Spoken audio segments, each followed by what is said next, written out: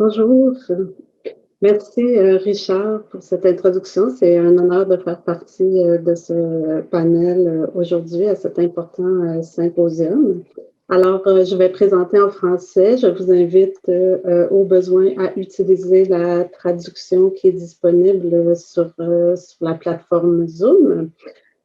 J'aimerais prendre en début de présentation quelques instants pour mentionner aussi comment au Québec également la situation a été très difficile au niveau des personnes qui font usage de substances, à la fois avec la pandémie de la COVID-19 et pour nous, ce qu'on considère aussi être une deuxième pandémie, donc la, les, la pandémie liée aux substances contaminées.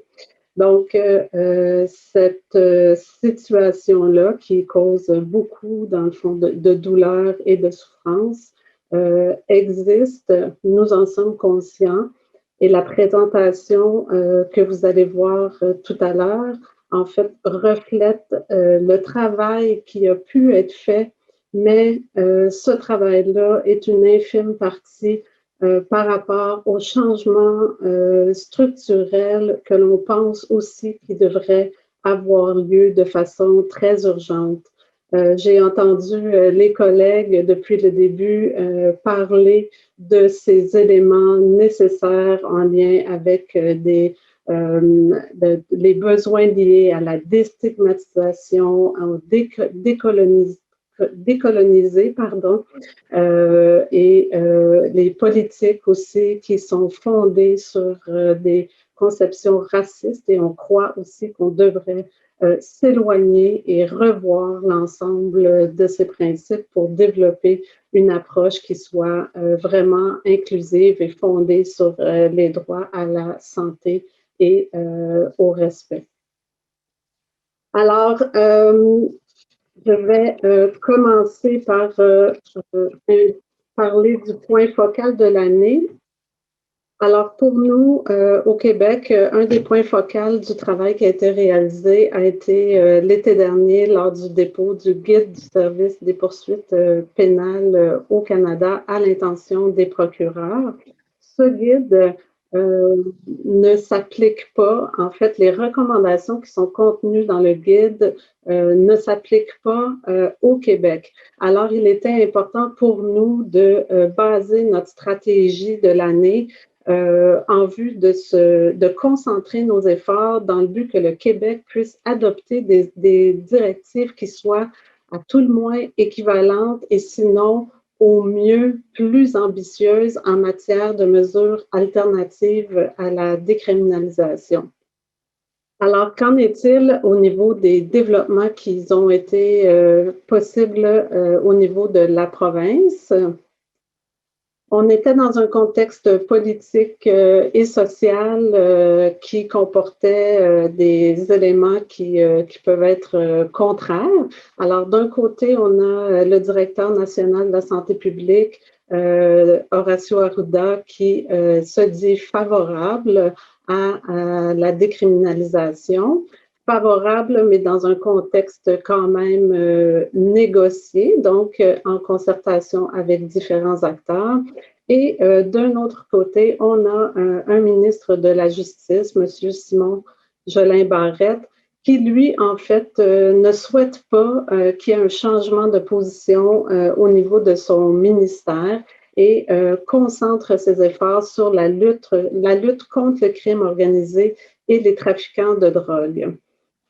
À côté de ça, ben, on a également un rapport de l'Institut national de santé publique qui a été publié à l'automne, qui lui rapporte qu'au niveau de la population, ben, on a quand même un 50% des personnes au Québec, selon leur consultation, qui jugent que la consommation d'une petite quantité de drogue devrait être décriminalisée.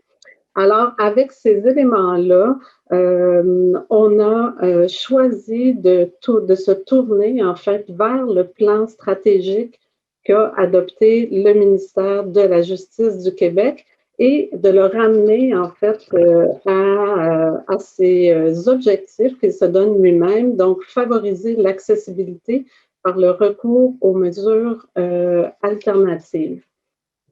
5 associations québécoises en réduction des méfaits ont concerté leurs efforts pour pouvoir et adresser leurs préoccupations, l'idée selon laquelle il était important et urgent d'agir maintenant.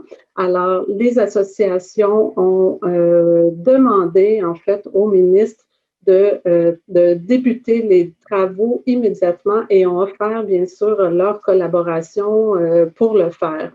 On a choisi aussi d'adapter, en fait, notre langage, notre position à la position du ministre également pour pouvoir faire peut-être une stratégie de petits pas.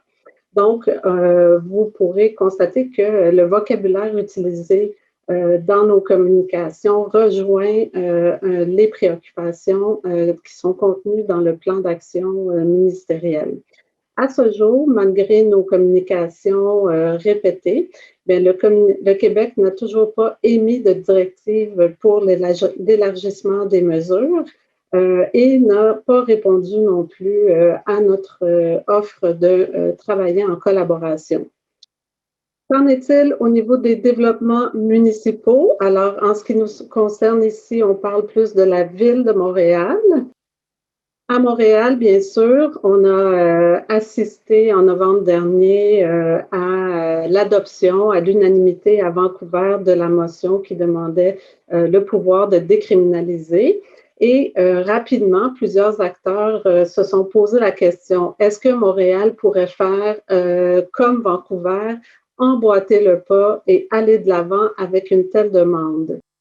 Et à cette question, bien, il y a 2 conseillers municipaux qui ont répondu par le dépôt d'une motion demandant à Montréal de faire pression à Ottawa. Voyant cela, bien, plusieurs organismes communautaires montréalais et nationaux ont choisi de soutenir la motion et de solidariser leurs efforts par le biais de l'organisation d'une conférence de presse pour encourager, en fait, Montréal à poser des actions concrètes vers la décriminalisation. Alors, suite à la conférence de presse, nous avons bien sûr rapidement multiplié nos démarches de façon très ciblée auprès des élus, des acteurs clés. On avait quelques jours avant la discussion sur la motion au conseil municipal et on savait que les choses n'étaient pas acquises d'avance. Mais quelques jours avant la discussion de la motion, le SPVM s'est exprimé pour la première fois publiquement, s'est dit favorable à la décriminalisation de la possession simple dans une optique de réduction des méfaits. Et la direction de santé publique de Montréal a réitéré en fait son appui à la décriminalisation et a également signifié son appui spécifique à la motion. Tout ça se faisait dans le contexte d'un couvre-feu, donc les usagers ont également pris parole parce que, bien qu'ils avaient une exemption pour utiliser les services de consommation supervisée après 20 heures, tout ça, quand ça se fait dans un contexte criminalisé, bien, ce sont des expériences qui sont difficiles, qui se vivent dans un climat de peur et qui augmentent bien sûr les surdoses. On voit ici aussi sur la photo que, bien qu'on parle de décriminalisation, on associe encore des images qui sont stigmatisantes et choquantes. Et j'ai bientôt terminé. Alors, Montréal a adopté finalement la motion, 47 pour et 13 contre. Et on voit ici une partie de l'équipe de la IDQ qui célèbre.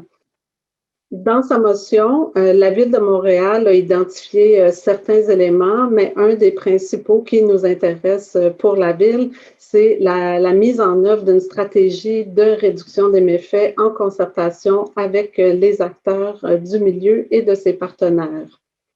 Dans nos perspectives, bien sûr, c'est faire le suivi en lien avec les engagements contenus dans la motion, notamment la mise en place de la stratégie de réduction des méfaits, parce qu'il n'y a toujours rien d'effectué à ce niveau-là. Et au niveau de la province, bien, poursuivre la prise d'opportunité pour que le ministère de la Justice du Québec travaille à l'identification de balises québécoises. Et on a une prochaine action qu'on souhaite co-construire avec les directeurs et directrices de santé publique lors de la journée Support Don't Punish. Alors, on poursuit nos collaborations au plan national, un travail de mobilisation et d'engagement communautaire. Et donc, l'AIDQ demeure vraiment engagée par rapport à la décriminalisation. Par contre, on conserve toujours quelques réflexions stratégiques en trame de fond parce que la décriminalisation, ça ne règle pas à elle seule la question du respect des droits et de l'inclusion. Le contexte global qui privilégie encore la prohibition et la volonté des gouvernements d'investir en matière de soins et de stratégies de réduction des méfaits demeure important dans l'équation pour progresser et pour nous permettre d'utiliser tous les leviers qui peuvent s'offrir à nous. Merci beaucoup pour votre attention. Merci beaucoup, Sandhya. Thank you for the update on what's been happening in Montreal.